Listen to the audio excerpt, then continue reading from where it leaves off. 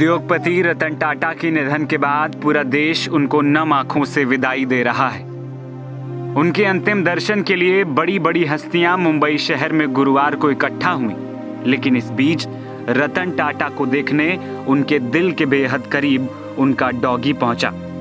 उनके पार्थिव शरीर के पास पहुंचते ही उसने कुछ ऐसा किया जिसे देखकर वहां खड़े सबका दिल पसीज गया।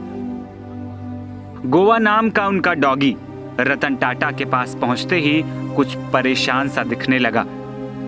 डॉगी गोवा की केयरटेकर उसे वहां से चलने के लिए कहती हुई सुनाई दी, लेकिन वो रतन टाटा को छोड़ने के लिए राजी नहीं होता दिख रहा था।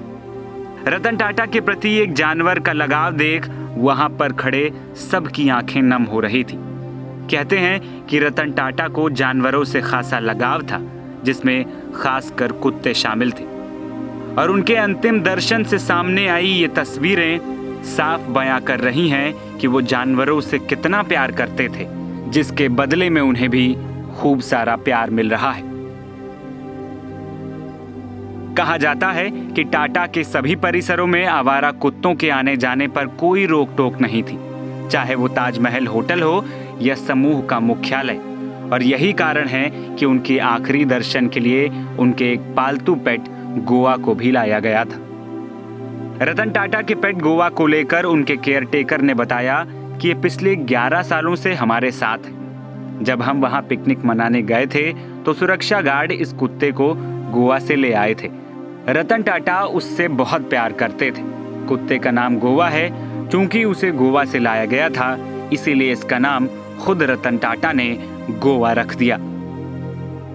और ये कुत्ता कम से कम 10-12 साल से हमारे पास है। गोवा से लेके आया था, हम लोग पिकनिक गया था तभी। अभी हमारा गार्ड लेके आया था, अभी तक वो चल रहा है अच्छा खासा, कुछ प्रॉब्लम नहीं। ये अभी 11 साल पहले अपना जो सिक्योरिटी गार्ड लोगों ने लेके आया था। रतन टाटा जी कैसे प्यार करते थे, कैसा लगा? नहीं, इनसे बहुत लगा है और कुछ नहीं। गोवा, इसका नाम गोवा क्यों रखा? ये गोवा से आया, इसके लिए गोवा नाम। रतन टाटा के डॉग लव को लेकर एक किस्सा और है। जब अपने बीमार कुत्ते की देखभाल के कारण ब्रिटेन के तत्कालीन प्रिंस चार्ल्स से रतन टाटा नहीं मिल पाए थे। ब्रिटेन के बकिंघम पैलेस में प्रिंस चार्ल्स की ओर से कार्यक्रम आयोजित किया गया था और इसी कार्यक्रम में उद्योगपति रतन टाटा को सम्मानित करने के लिए आमंत्रित किया गया था, लेकिन उनके कुत्ते की बीमारी के कारण वो वहां पर जा नहीं पाए।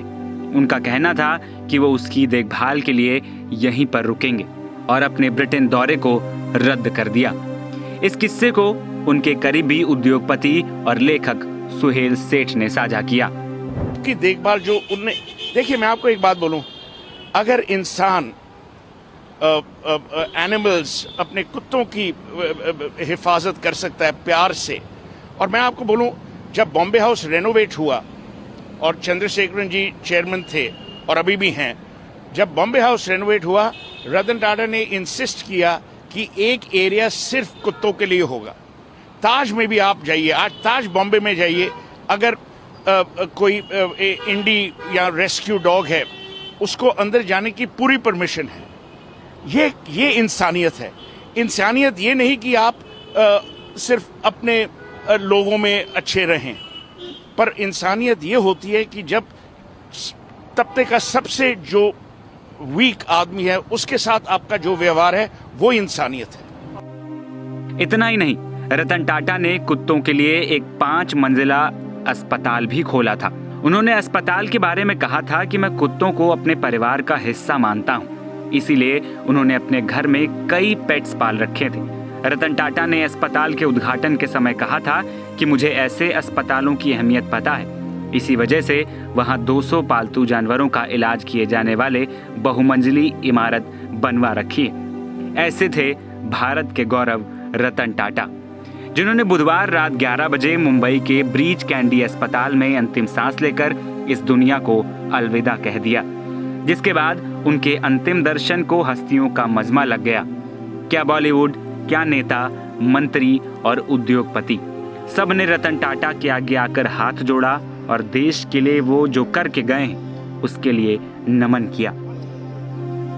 इसके बाद रतन टाटा राजकीय सम्मान के साथ वर्ली स्थित शमशान घाट पर पंचतत्व में विलीन हो गए। एनबीटी ऑनलाइन की रिपोर्ट।